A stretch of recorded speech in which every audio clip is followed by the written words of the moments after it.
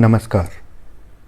इस वीडियो में हम दिव्यांग अधिकार कानून या rights of persons with disabilities act 2016 या आरपीडब्ल्यूडी एक्ट 2016 के इतिहास और इसके महत्व के बारे में जानेंगे। इसके अलावा हम दिव्यांग अधिकार कानून में दिए गए कुछ महत्वपूर्ण बिंदुओं की चर्चा भी करेंगे। कृपया हमारे इस वीडियो को लाइक व शेयर करें, हमारे चैनल को सब्सक्राइब भी करें ताकि आपको विकलांगता मुद्दों से जुड़े हमारे उपयोगी वीडियोस नियमित रूप से मिलते रहें। भारत ने 1 अक्टूबर 2007 को यूएनसीआरपीडी को रेटिफाई कर दिया था। यूएनसीआरपीडी संयुक्त राष्ट्र संघ द्वारा विकलांगजनों के मानवाधिकारों को सुनिश्चित करने के लिए बनाई गई एक अंतर्राष्ट्रीय संधि है। इस बेहद महत्वपूर्ण संधि के बारे में और अधिक जानकारी के लिए यूएनसीआरपीडी के बारे में बनाया गया मेरा वीडियो अवश्य देखें। यूएनसीआरपीडी को रेटिफाई करने के बाद भारत इस संधि में कही गई बातों को लागू करने के लिए कानूनी रूप से बाध्य हो गया।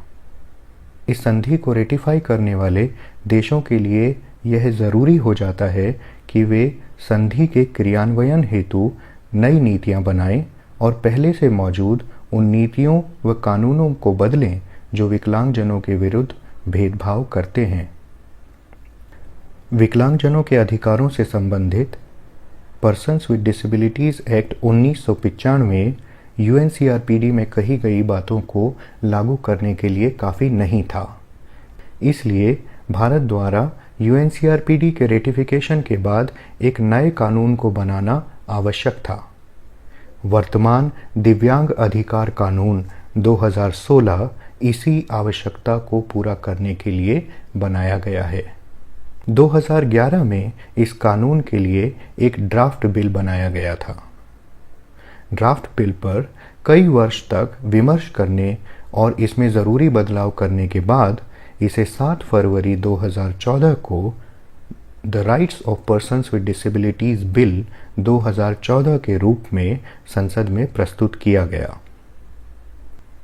राज्यसभा ने इस बिल को 14 दिसंबर 2016 को पास कर दिया और फिर लोकसभा ने भी 16 दिसंबर 2016 को इस बिल को अपनी मंजूरी दे दी।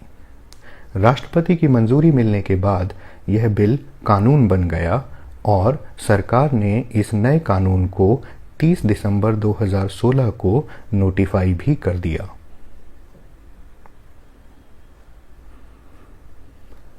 दिव्यांग अधिकार कानून 2016 का सबसे महत्वपूर्ण बिंदु यह है कि इसमें सूचीबद्ध विकलांगताओं की संख्या को बढ़ाकर 21 कर दिया गया है। पीडब्ल्यूडी एक्ट 1995 में केवल 7 प्रकार की विकलांगता सूचीबद्ध थी। इसका अर्थ यह है कि सरकार विकलांगजनों की गणना और उन्हें दिए जाने वाले अधिकारों व सुविधाओं के लिए केवल इन 7 प्रकार की विकलांगताओं को ही विकलांगता मानती थी। दिव्यांग अधिकार कानून 2016 में अब 21 मेडिकल कंडीशंस को विकलांगता माना जाता है। ये 21 विकलांगताएं इस प्रकार हैं।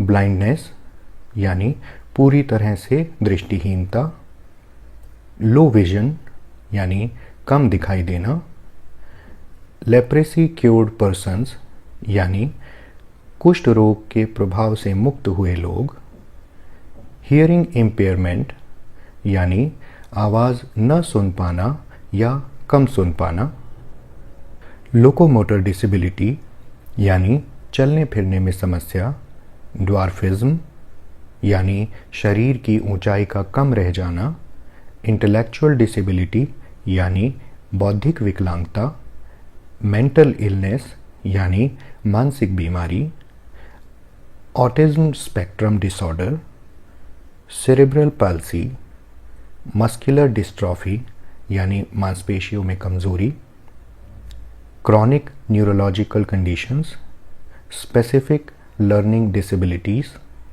Multiple sclerosis, speech, and language disabilities यानी बिल्कुल न बोल पाना या भाषा संबंधी अन्य प्रकार की विकलांगता, thalassaemia, haemophilia, sickle cell disease, multiple disabilities including deaf blindness, acid attack victims और पार्किंसंस डिजीज़।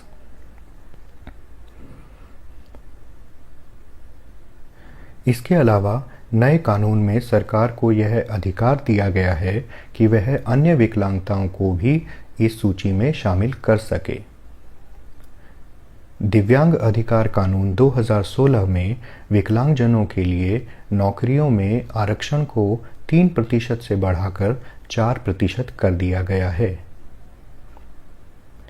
इस कानून के मुताबिक यदि कोई भी व्यक्ति किसी सार्वजनिक स्थान पर जानबूझकर किसी विकलांगजन का मजाक उड़ाता है या उसे डराता है या उसका अपमान करता है तो उस व्यक्ति को जेल की सज़ा हो सकती है। इस कानून में प्रावधान है कि देश के हर जिले में विशेष कोर्ट बनाए जाएं। ये कोर्ट विकलांगजनों के अधिकारों के हनन के मामलों की सुनवाई करें।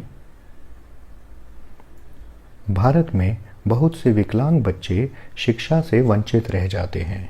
दिव्यांग अधिकार कानून 2016 में अब 6 से 18 वर्ष तक के विकलांग बच्चों को निःशुल्क शिक्षा देने का प्रावधान है। इस कानून के मुताबिक विकलांगजनों की स्थानीय समस्याओं का हल निकालने के लिए राज्य सरकारें जिला स्तर की कमेटियां बनाएंगी। चीफ कमिश्नर और state commissioners of persons with disabilities के अधिकारों को इस कानून में बढ़ा दिया गया है। रक्त संबंधी 3 बीमारियों थैलासीमिया, हीमोफीलिया और सिकल सेल डिजीज़ को विकलांगता की श्रेणी में लाया गया है। तेजाब के हमलों के शिकार व्यक्तियों को भी विकलांगजन की श्रेणी में लाया गया है। इसके अलावा ड्वार्फिज्म और मस्कुलर डिस्ट्रॉफी को भी विकलांगता माना गया है। दिव्यांग अधिकार कानून 2016 में राष्ट्रीय और राज्य स्तर के फंड स्थापित करने की बात भी कही गई है। इन फंड्स से विकलांगजनों को सहायता दी जाएगी। इस कानून में निर्धारित समय सीमा के अंदर सरकारी और निजी सार्वजनिक इमारतों को विकलांगजनों के लिए एक्सेसिबल बनाए जाने का प्रावधान है। इस तरह हम देखते हैं कि दिव्यांग अधिकार कानून 2016 के जरिए भारत ने UNCRPD के प्रति अपनी प्रतिबद्धताओं को पूरा करने के लिए एक अच्छा कदम उठाया है। हालांकि अभी यह देखना बाकी है कि इस कानून में कही गई बातों को सरकार व देश के नागरिक कितने प्रभावी ढंग से लागू कर पाते हैं। आशा है इस वीडियो से आपको दिव्यांग अधिकार कानून 2016 के बारे में उपयोगी जानकारी मिली होगी। कृपया हमारे चैनल को सब्सक्राइब करें। धन्यवाद।